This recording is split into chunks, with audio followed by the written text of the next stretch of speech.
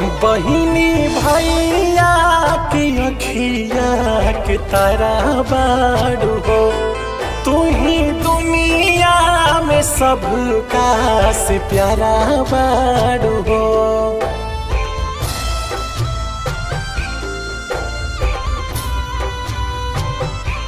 बहिनी भैया की अखिया के तारा बाड़ू हो। तू ही दुनिया में सबका से प्यारा बाड़ू हो। जीना पाइब हो के दूर तो हंसे, हंसिलू त मन हर से, रोवेलू त आँख बरसे।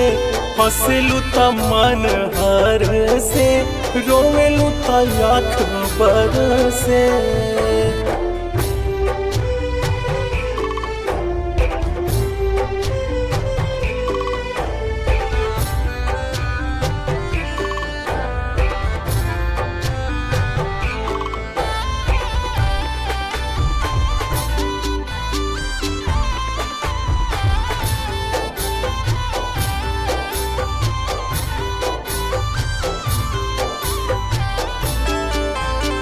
कबो नहीं आई कौनो दुखवा बलैया, जब तक ई राखी रहे हमारो कलैया।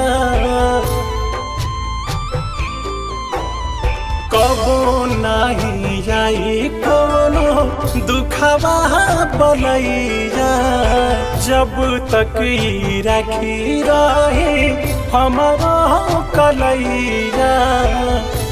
करी रक्षाई कवच बन के,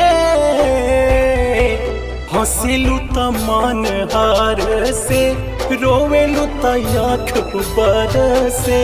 हंसिलू त मन हर से, रोवेलू त आँख बरसे।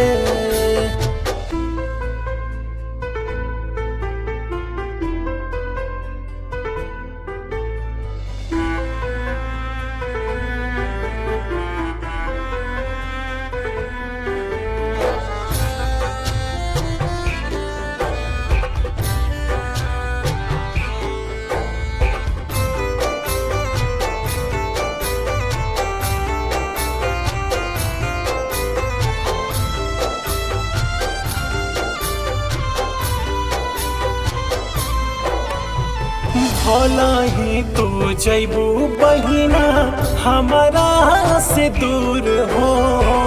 रखिया के दिन मिले आइब हम जरूर हो। भला ही तू जैबू बहिना हमारा से दूर हो। रखिया के दिन मिले आइब हम जरूर हो। सर्वजित तोड़ी नाही आसमान के, हंसिलू त मन हर से, रोवेलू त आँख बरसे। हंसिलू त मन हर से, रोवेलू त आँख बरसे।